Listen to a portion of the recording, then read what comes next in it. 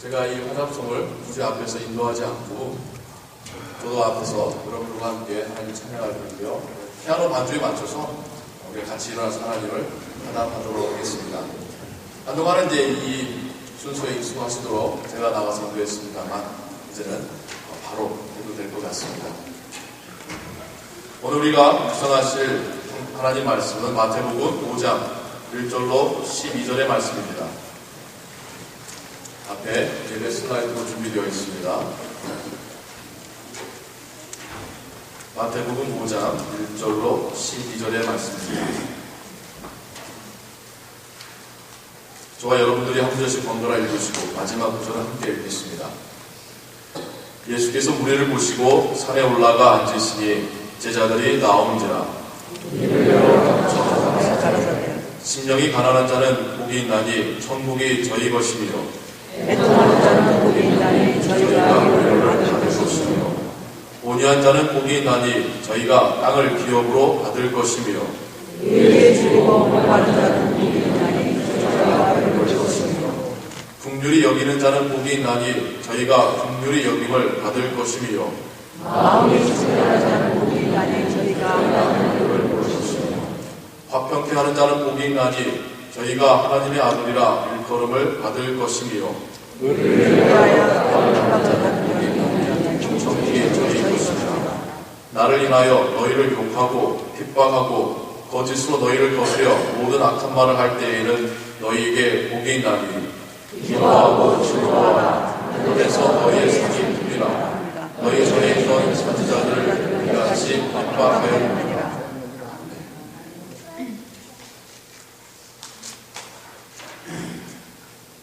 여러분, 함께 오늘 읽으신 부분은 여러분도 익히 알고 계시는 산상수훈의 한 부분이고 또 첫 부분입니다. 팔복으로도 잘 알려져 있는 부분이죠. 지난 야외 예배 때 팔복을 성경 퀴즈로 냈더니 이것만큼은 많이 힘들어 하셨던 기억이 납니다. 8가지의 복을 다 이해하고 암송한다는 게 쉽지는 않겠죠. 예수님께서 산 위에서 말씀을 가르치셨다 해서 산상수훈입니다. 한자의 표현이죠. 근데 이 모든 사역의 좀 배경과 같은 이야기, 마태복음 4장 23절에 이런 말이 나와 있습니다. 예수께서 온 갈릴리에 두루 다니사 저희 회당에서 가르치시며 천국 복음을 전파하시며. 예수님의 사역을 아주 집약적으로 축약해서 한 문장으로 표현하는데, 예수님께서 두루두루 계셨던 그 갈릴리 지역을 다니시면서 특별히 사람들 모이는 회당으로 가셔서 사람들에게 하늘나라의 복음, 하나님 나라에 대한 가르침을 가르치셨더라. 그 가르침 가운데 이러이러한 이적도 일어났더라 라는 그러한 아주 예수님의 사역을 축약적으로 말씀하시는 구절이 바로 앞에 나와 있습니다. 그리고 5장부터 오늘 우리가 읽은 이야기가 나오고 있는 것이죠. 그렇다고 한다면 우리가 예수님께서 가르치셨을 천국 복음이 지금 곧바로 이어지는 마태복음 5장부터 시작된 이 산상수훈과 굉장히 긴밀하게 연결되어 있거나 유사하거나 혹은 같은 말씀일 거라는 것을 능히 짐작할 수 있겠죠. 물론 하나님이 산상수훈 말고도 비유를 가지고도 하나님 나라에 대한 많은 가르침들을 주십니다. 그러나 분명한 것은 이 산상수훈이 사람들이 몰려와서 그들에게 가르치셨다는 산상수훈이 바로 예수님의 사역 기간 가운데 예수님께서 강조하며 가르치셨던 말씀들이었다는 것, 특별히 천국 복음의 핵심적인 내용이었다는 것을 알게 됩니다. 더불어서 이 마태복음 5장 후반에 조금만 뒤에 가시면 17절에는 이런 말씀도 있어요. 예수님께서 직접 하시는 말씀이 내가 율법을 폐하러 온 것이 아니라 폐지하러 온 것이 아니라 완전하게 하기 위해서 왔노라 라고 말씀하십니다. 즉 지금 예수님께서 이 율법과 예수님께서 하시는 이 산상수훈이 서로 긴밀하게 연결되어 있다라고 합니다. 구약에 주셨던 그 율법이 지금 예수님의 이 산상수훈으로 재해석되고 있고 완전하게 해석되고 있다는 그 말씀을 또한 해주십니다. 마태는 지금 예수님께서 지금 가르치시는 이 상황을 그 예전 모세가 시내산에서 율법을 받아서 백성들에게 가르치는 상황과 연결시키고 있는 것 같아요. 무엇을 보냐면요, 1절에 보시면 예수님께서 산에 올라가 앉으시고 제자들이, 무리들이 예수님께 나와왔다라는 그 배경 설명부터 시작하고 있습니다. 모세가 시내산에서 율법을 받아서 백성들에게 그것을 가르치고 있는 상황과 어휘적으로 많이 좀 연결시키면서 이 시작을 하고 있는 것이죠. 그렇습니다. 지금 예수님께서는 구약에 하나님께 주셨던 그 율법들이 정말 어떤 의미였는가를 올바르게 해석해 주시고 또한 우리의 삶에 적용할 수 있도록 가르쳐 주시는 작업을 하고 계시더라는 것입니다. 저는 그래서 특별히 이 예수님의 이 산상수훈의 가르침과 율법 중에서 십계명과를 연결시키면서 여러분들에게 말씀을 전하길 원합니다. 그래서 구약의 십계명을 이해하려면 구약적인 상황에서 이해하기보다는 오히려 예수님께서 하셨던 이 가르침들을 연결시키면서 이해하는 것이 하나님께서 원래 주셨던 율법의 원래 의미를 깨닫는 것이지 아닐까 하는 것이죠. 율법을 제대로 이해하시고 율법을 주신 하나님의 아들이십니다. 그리고 그 율법을 올바르게 해석하러 오신 해석해 주신 예수님입니다. 근데 현실은 예수님의 이 가르침과 당대의 율법학자들이 계속해서 충돌하죠. 부딪히죠. 예수님이 보통 사람들하고는 사이가 다 좋으셨는데 율법학자들하고는 계속해서 부딪히시는, 결국 예수님께서 십자가에서 달려 죽으시게 하는데 공헌한 사람들은, 공헌이라는 표현이 맞지는 않겠습니다만, 이 율법학자들이에요. 왜 그렇습니까? 자신들이 해석하는 율법과 예수님이 가르쳐 주시는 이 율법의 재해석이 다르기 때문인 거죠. 그렇다고 한다면 이 바리새인들, 율법학자들, 서기관들이 생각하는 이 율법의 해석의 의미는 무엇인가? 도대체 예수님과 뭐가 달랐기 때문에 그렇게 예수님과 원수지간이 되었던가? 그래 한번 생각해 볼 필요가 있겠죠. 바리새인들에게, 율법학자들에게 율법은 지키기만 하면 구원받을 수 있는 최선의 모습입니다. 무슨 말인가 하니 이거는 특별히 아브라함의 자손이기까지도 하니까 삶 속에서 이것만 잘 지키면 구원은 확정되는, 확신해지는 어떤 그 선이에요. 그리고 더불어서 예수님 하나님께서 하셨던 말씀 중에 눈에는 눈, 이에는 이 말씀을 가지고 이제 율법을 해석하는 겁니다. 구약 시대에 혹은 율법학자들의 율법에 대한 해석의 율법 정신은 일종의 공평이죠. 눈에는 눈, 이에는 이. 눈을 한 조물 맞으면 나도 눈을 한 조각 때릴 수 있다는 거.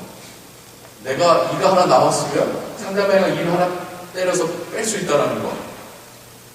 그런 식이죠. 그러니까 율법을 모두 다 그런 어떤 공평. 내가 당한 만큼 내가 되갚을 수 있다. 내가 빼앗긴 만큼 내가 뺏어올 수 있다.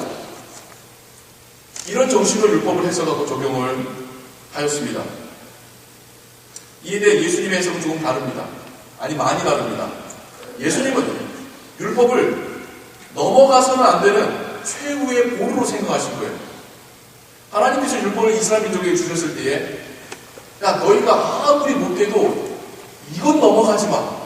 이건 넘어가면 이거는 내 나라에서 나가는 것과 똑같은 거야.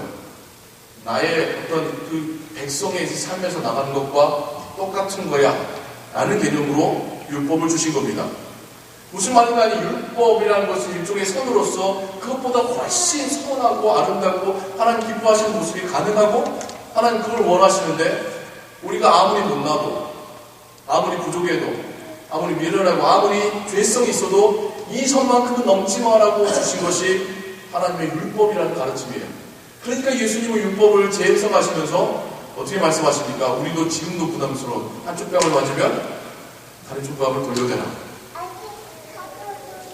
오리를 가자고 하면 우리처럼 5마일을 가자고 하면 10마일을 같이 도와주면서 가라. 춥다고 겉옷을 달라고 하면 속옷도 없잖아. 속옷같이 챙겨줘라. 우리가 생각할 때 어떻게 그럴 수 있는가? 예수님은 율법을 그렇게 이해하셨어요. 율법은 우리가 하면 안 되는 아주 최선의 선이고 아주 최후의 보루이고 하나님께서 우리에게 원하는 삶은 오히려 그것을 더 뛰어넘는 뭐 공평이든 공의든 그걸 뛰어넘는 사랑과 자비의 모습을 하나님은 율법을 통하여 원하신다. 이게 예수님의 율법 해석이었습니다. 바리새인들과 예수님의 율법에 대한 해석의 기준선이 많이 다르죠. 이제 제가 다가오는 몇 주를 통하여서 십계명에 있는 율법의 해석이 예수님의 산상수훈을 통하여서 산상설교를 통하여서 어떻게 재해석될 수 있고 어떻게 적용될 수 있는가를 계속 여러분과 함께 구체적으로 보아가기를 원합니다. 오늘은 그 첫 부분이라고 할 수 있는 팔복의 말씀을 함께 읽었습니다. 오늘 우리가 읽은 부분을 팔복이라고 우리가 흔히 부르죠. 8가지 복이다. 왜 그러냐면 복되도다 이게 8번 나오기 때문이죠. 신앙생활을 꽤 하신 분이든 아니면 이제 막 시작하신 분이든 이게 축복이라고 설명하는 그 설명에는 고개를 갸우뚱하십니다. 왜요? 별로 복 같아 보이지 않지 않습니까? 제가 다시 한번 현대어로 한번 재해석해 볼게요. 복받기 위해서는 가난해져야 된다.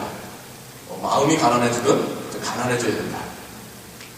먼저 애통, 막 슬퍼야 된다. 먼저 온유한 사람이 되어야 된다. 먼저 의에 대하여서 정말 목마르고 굶주린 사람이 되어야 된다. 다른 사람을 긍휼히, 어려운 건 하는데요, 자비롭게 사랑으로 대할 줄 아는 사람이 되어야 된다. 마음이 깨끗한 정직한 사람이 되어야 된다. 화평케 하는 트러블 메이커가 아니라 피스 메이커가 되어야 된다. 심지어 하나님의 의를 위하여 핍박도 받아야 된다. 복 있는 사람에 대한 어떤 일종의 여러 가지 해석이 있습니다만 전제 조건이라고 한다 할지라도 이게 복 받기 힘드네 라고 하는. 근데 더 재밌는 것은 이런 힘든 전제 조건을 충족시켰을 때에 하나님께로부터 받는다는 복도 이게 복일까 싶은 이야기들이 나와요. 첫 번째, 천국을 소유하게 된다. 오늘날 우리식으로 이야기하자면 여러분, 우리 이미 천국 갈 사람 아닙니까? 예수님 믿으면 천국 간다면서요.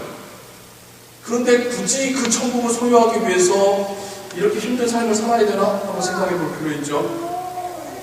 두 번째는 위로를 받게 된다고 말합니다. 당연한 거 아닙니까? 위로받는 게 그게 얼마나 큰 축복이라고요. 세 번째는 땅을 얻는데요. 오늘날 식으로 말하자면 부동산 투기로 크게 돈 벌 수 있는 건 아니잖아요. 땅을 얻는다고 합니다. 그 다음에는 배부를 거래요. 요즘 못 먹고 사는 사람 없지 않습니까? 이게 왜 축복일까요? 긍휼히 여기 받는답니다. 당연하죠. 내가 먼저 긍휼히 여겨줬으면 긍휼히 받는 건 당연한 거지. 이게 왜 축복이 됩니까? 제가 여러분의 심정을 말하는 거예요. 제 말이 아니라. 오해하지 마세요. 그 다음에 또 하나님을 본대요. 네. 하나님 얼굴 본다고 뭐 크게 달라질 것인가? 우리 TV에서 대통령 얼굴 본다고 해서 뭐 달라진 것도 없는데. 또 이렇게 생각해 보시죠. 우리 천국 가면 아니 원 없이 하나님 얼굴 볼 거예요. 근데 그게 뭐가 큰 축복일 것인가? 또 하나 있습니다. 하나님의 아들이라 불려진다고 합니다. 신의 아들이라고 불려진다고 해서 뭐가 다를 바 있습니까? 또 마지막으로 재밌는 것은 천국을 소유한대요. 처음 했던 말 아닙니까? 그러니까 초신자 같으면 혹은 교회 안 다니시는 분 같으면 이렇게 생각할 것 같아요. 하여간 복도 별로 없나 보다. 했던 말 또 하게. 이게 팔복의 이야기입니다. 여러분 이 팔복을 여러분 어떻게 인정하시고 이해하십니까? 솔직히 깊이 우리 생각해 보지 않지 않습니까? 깊이 생각하면 방금 제가 말씀드렸던 것처럼 이게 얼마나 축복일 것인가? 꼭 이 축복 받겠다고 이렇게 힘든 거 살아야 되나? 우리 그런 생각 들지 않습니까? 여기서 말하는 복을 인간의 관점으로 인간 세상에서 인간들이 말하는 축복으로 이해한다면 당연히 별로 복 같은 복이 아니겠죠. 예수님께서는 지금 이 세상에서의 말하는 복이 아니라 하나님과의 관계 속에서 누리는 엄청난 그 기쁨을 이야기하고 계신다는 거예요. 이 세상에서 우리는 경쟁에서 이길 때 그게 우리의 축복입니다. 다른 사람보다 땅을 더 많이 가질 때, 다른 사람보다 은행에 뒷밭이 더 많을 때에, 다른 사람보다 더 좋은 점수 받을 때에 우리 그걸 성공이라고 생각하고 그게 하나님께서 나에게 주신 축복이라고 생각하고 그걸로 하나님께 기도하곤 하죠. 예수님께서 축복으로 행복으로 말씀하시는 것들은 전혀 그것과 상관없어 보입니다. 그럼 도대체 이것은 무엇과 상관이 있는 것인가? 이게 왜 팔복에 하나님께서 우리에게 주시는 아주 지극한 축복일 수 있는가? 그것은 이 팔복은 하나님을 간절히 찾는 자에게 하나님께서 만나주시겠다는 약속이기 때문입니다. 하나님께 간절히 기도하는 자에게 하나님께서 만나주시고 그 기도에 응답해 주시겠다는 약속이기 때문에 이게 축복입니다. 무슨 말이 뭐냐면요. 하나님을 간절히 사모하는 자에게 하나님 나라의 그 천국에 대한 확신은 이루 말할 수 없는 축복이고 상급입니다. 성경에 이런 이야기가 있어요. 사도 바울이 사역 가운데 하여간 신나게 얻어맞는 적이 한 번 있습니다.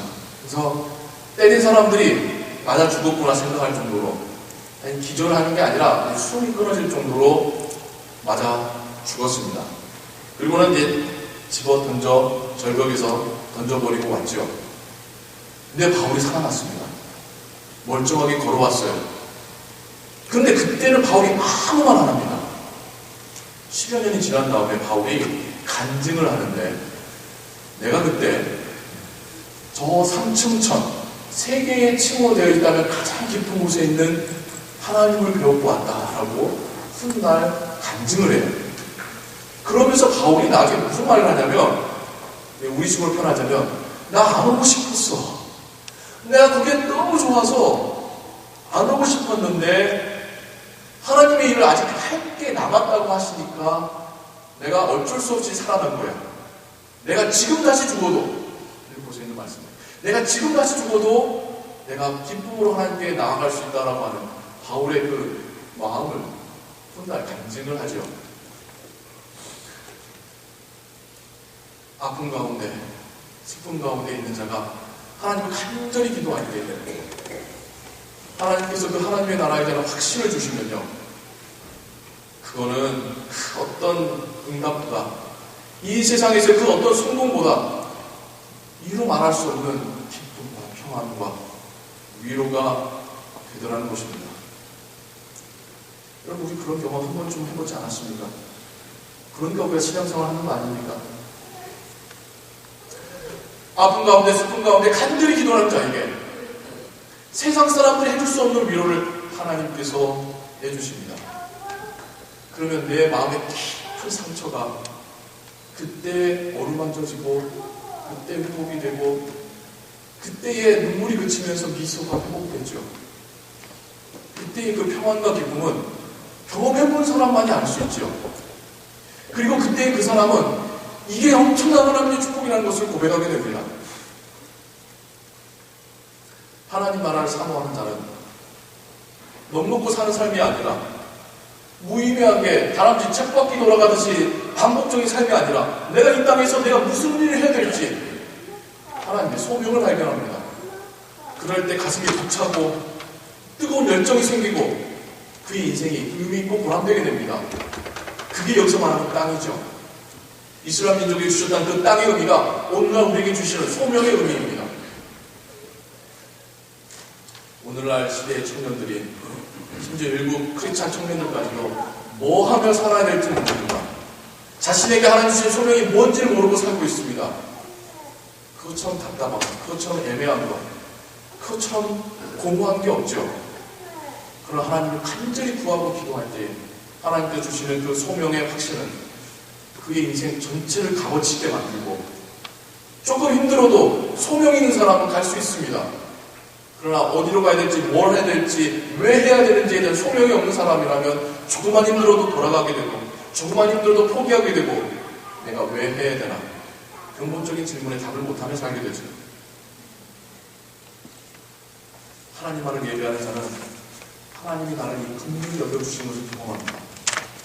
하나님의 사랑으로 다른 사람을 긍휼히 여겨준 사람은 하나님이 나를 긍휼히 여겨주신다는 이 본질적인 축복을, 은혜를 깨닫게 됩니다. 보통 우리는 내가 다른 사람 봐주면서 산다고 생각하기가 쉽습니다. 아니라니까요. 하나님께서 나를 얼마나 많이 봐주시면서 얼마나 나를 인내하면서 참으시면서 기다려 주시는지 그것 깨달을 때는요. 그 은혜가 가슴 벅찰 정도로 감사하고 기쁩니다. 진짜 행복이 기쁨이 뭔지 그때 맛봅니다. 하나님을 간절히 찾는 사람. 정말 이 물질 세상에 하나님 보이지 않는데 그럼에도 불구하고 보이지 않는 하나님 간절히 찾을 때에 하나님의 살아계심이 나의 삶 가운데 분명한 증거로 나타날 때에 하나님의 얼굴을 볼 때에 하나님의 손을 경험할 때에 그 사람의 감격은 이루 말할 수 없습니다. 간혹 그런 경험하셔가지고 반증하시고 막 삶이 바뀌고 얼굴에 빛이 나며 사는 그런 성도를 보시지 않습니까? 그들에겐 그것이 이루 말할 수 없는 축복이라는 것이죠. 하나님 말을 사모하고 그 말씀대로 살기를 순종하기를 결단하는 자. 세상 사람들이 정말 당신은 뭐가 달라요. 정말 당신은 크리스찬 같아요. 당신 보면 좀 교회에 갈만하다는 생각이 들어요. 내가 힘들 때 다른 사람한테 말 못해도 당신한테는 기도 부탁 제가 할게요. 그런 말 들을 때 크리스찬이 얼마나 행복한지 여러분 경험해 보셨죠? 아시죠? 그때의 그 행복은 승진한다고 느끼는 그 행복과는 비교 안 됩니다. 성적 좀 잘 받는다고 받는 그 기쁨하고는 비교가 안 되는 기쁨입니다. 내 자아가 인정받는 거지 않습니까? 의를 위하여 핍박을 받는 자, 하나님 나라의 가장 큰 위로와 축복을 받고 그의 신앙이 완성되는 것이라고 하나님께서는 거기까지도 말씀하고 계십니다. 어찌 보면 제일 힘든 과제인 것 같아요. 우리가 하나님을 위하여서 하나님 나라를 위해서 핍박받는다. 여러분 핍박 받아보셨습니까? 지금 중동지방에서는 계속해서 우리가 알게 모르게 신앙인들이 선교사님들이 핍박받고 있죠. 불교의 나라에서 신앙인들이 핍박받고 있죠. 공산국가의 나라에서 신앙인들이 핍박받고 있죠. 그러나 그들이 받는 핍박만이 핍박이 아닙니다.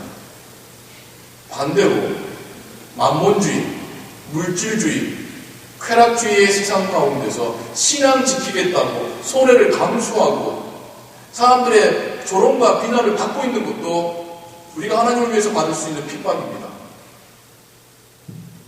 우리가 지금 살아가는 이 세상 가운데 하나님을 위해 핍박받고 있다는 생각이 없다는 것은 그런 것들 다 요리조리 피하면서 살고 있다는 의미 아닐까요?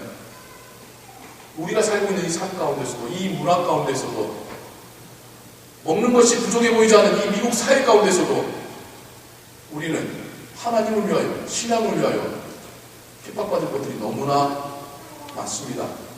손해보며 살아갈 것들이 너무나 많습니다. 신앙을 이유로 조롱받고 비난받을 일들이 너무나 많습니다. 우리가 안 받아서 그렇죠. 우리가 피하면서 살고 있기 때문에 그렇죠. 그러나 주님은 우리에게도 말씀하십니다. 내가 하나님을 위하여, 신앙을 위하여, 하나님의 의를 위하여 핍박받을 때에 하나님의 위로가, 천국의 상급이 우리에게 주어질 것이라고 주님 우리에게 말씀하고 계십니다. 오늘의 이 팔복의 말씀을 우리에게 적용해 보기 원합니다. 사랑하는 성도님 여러분, 우리가 얼마나 간절히 하나님을 찾고 있습니까? 정말 하나님을 찾고 계십니까? 하나님 보이지 않는다고만 생각하지 않습니까? 그냥 성경 알고 예수님만 고백하면 지금 보이지 않고 상관없는 하나님이지만 죽은 다음에는 그 나라 간다더라. 혹시 그런 신앙 갖고 계십니까? 지금도 살아계시고 지금도 우리 삶 가운데 역사하신 그 하나님, 우리가 간절히 찾고 구하기를 원합니다.